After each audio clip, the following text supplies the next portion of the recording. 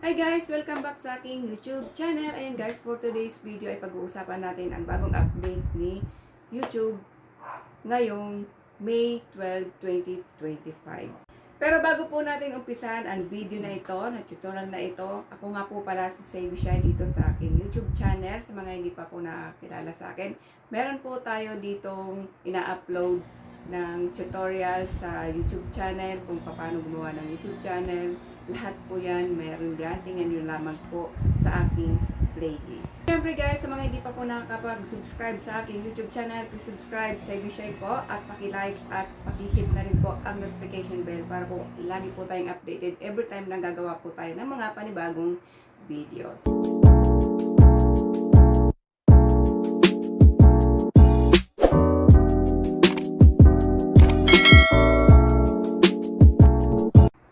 This coming May 12, 2025 ay meron pong update si YouTube sa tinatawag na mid-rolls ads. Ano nga ba ang mid-roll ads? Ito yung ads na lumalabas sa kalagitnaan ng ating mga videos. So, babasahin natin guys. Manage mid-roll ad slot on existing videos. Starting May 12, 2025, will improve mid-roll quality by showing more ads at natural breakpoints.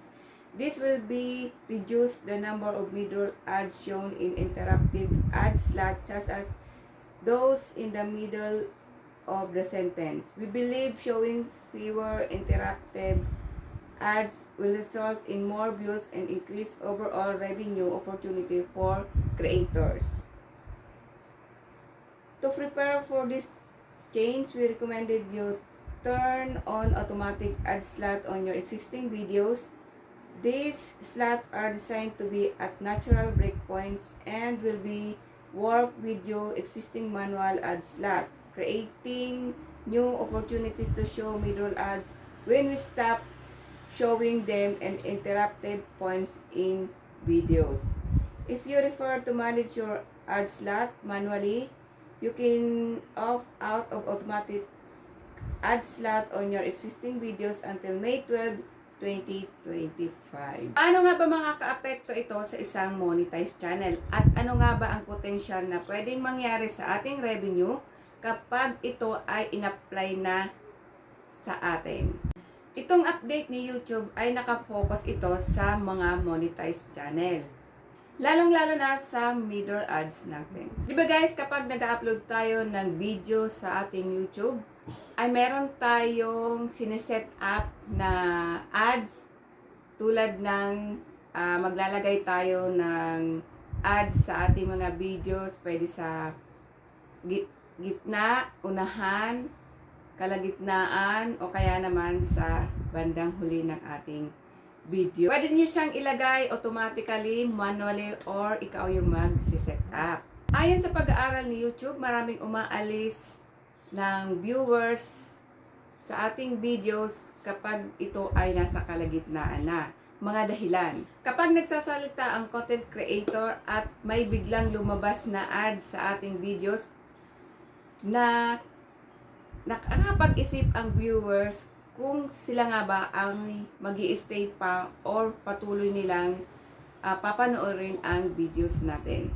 Tulad ng ginagawa natin ngayon guys, nanonood kayo, tapos ako nagsasalita dito, tapos may biglang pumasok na ads sa aking video. Syempre guys, makakapag-isip nga naman kayo or iiwanan nyo na ako sa ere, hindi na nyo natatapusin ang videos ko. Kaya ngayon, nag-i-improve si YouTube na sila mismo ang maglalagay ng ads sa ating mga videos para alam nila kung saan nila ito ilalagay. Hindi katulad natin na basta-basta na lang tayo maglalagay ng ads sa ating videos. Kasi minsan ang viewers nanonood sa atin tapos biglang na pumasok yung ads tapos nabitin sila. Tapos ngayon minsan naiinis na yung mga viewers natin kaya bigla na lang umaalis sa ating mga video.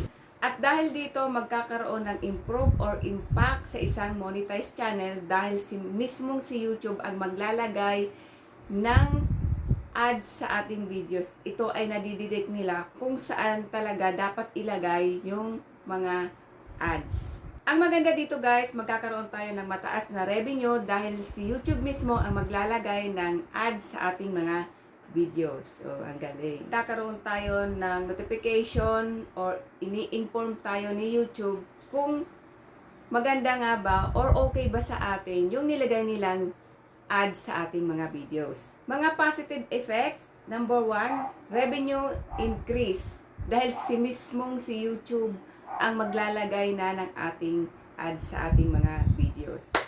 Number 2, video recommendation. Pwedeng tumaas ang ating average duration dahil si YouTube mismo ang maglalagay ng ads or si YouTube mismo ang magre-recommend sa ating mga videos. Or si YouTube mismo ang maglalagay or magsasuggest ng ad slot kung maglalagay tayo or hindi. Sa tingin ko naman, makakatulong ito sa atin dahil posibleng tumaas ang chance natin ng views or revenue kapag in-apply ito sa atin ni YouTube sa ating mga videos. So that's all for this video. Sana po nakatulong sa inyo. At syempre, huwag niyo pong kalimutan para kay like and subscribe na rin guys.